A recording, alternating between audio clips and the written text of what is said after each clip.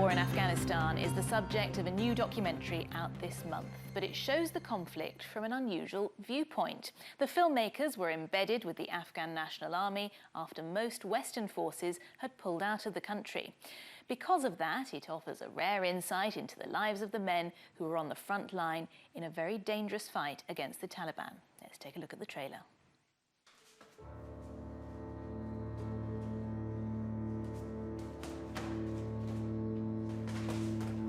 امریکا خدمت کرده به افغانستان و تحریمون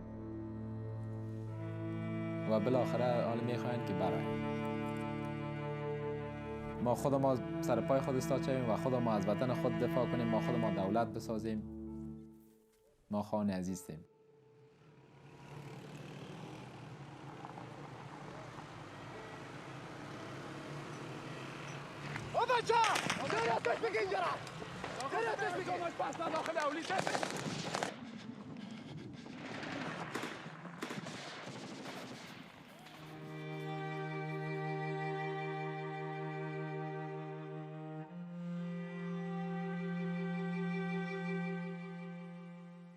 Well, I'm joined now by the documentary's director, Saeed Taji Farouky. Very good to meet you. Hi, nice to meet you.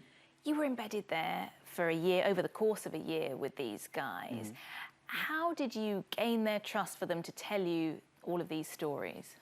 Well, in a way it was easy because the co-director had already worked with them for almost a year, so they knew him well and they trusted him.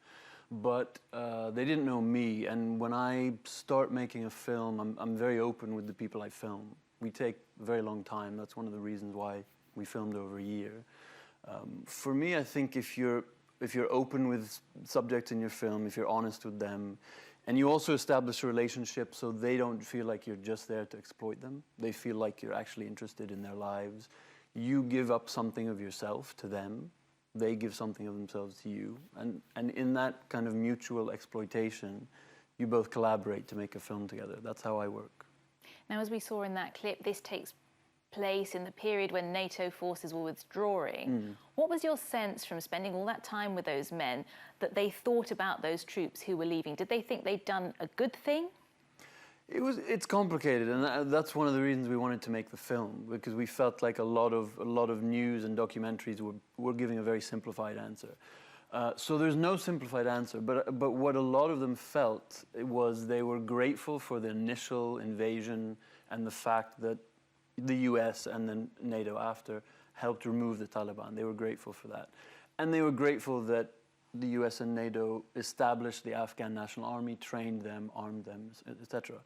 But they also felt like they were being abandoned at a very important point. A very important point, a very dangerous point. Let's Sure. take another look at a clip from the film where we see just what sort of danger they're in.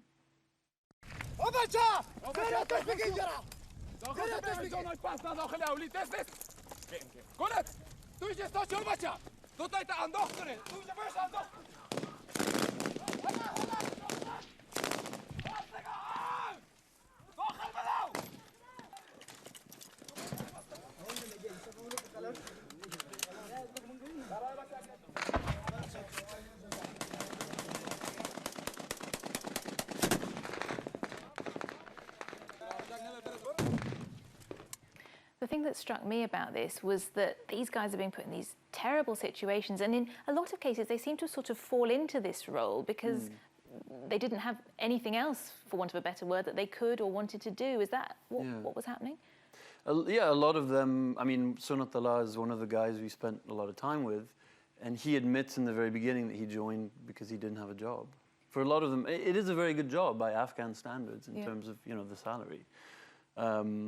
I think for some there's also nationalism and a compulsion to protect their country, but a lot of them are there for the job. Now, this film has won the Amnesty International Human Rights Award for film, and yet it's not a typically campaigning film. No, not at all. Why do you think it won that award, and how do you feel about that?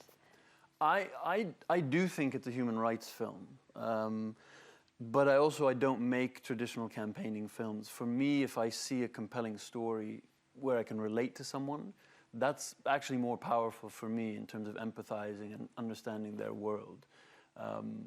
But I think And I think the jury or the Amnesty group in Berlin, that's where they gave us the award, I think they understood that with something like Afghanistan, you couldn't make a campaigning film. Because A, it's so complex, but also, you know, what are we going to do, run a campaign to buy better weapons for the Afghan soldiers? I mean, it's ludicrous. There is no sort of click here to save the world response to a film like that. But by showing something that we've almost never seen in the news, that for me is human rights campaigning. Well, we wish you the very best of luck with it. Saeed Taji Farouky, thanks very much indeed for coming on the programme. Thanks very much.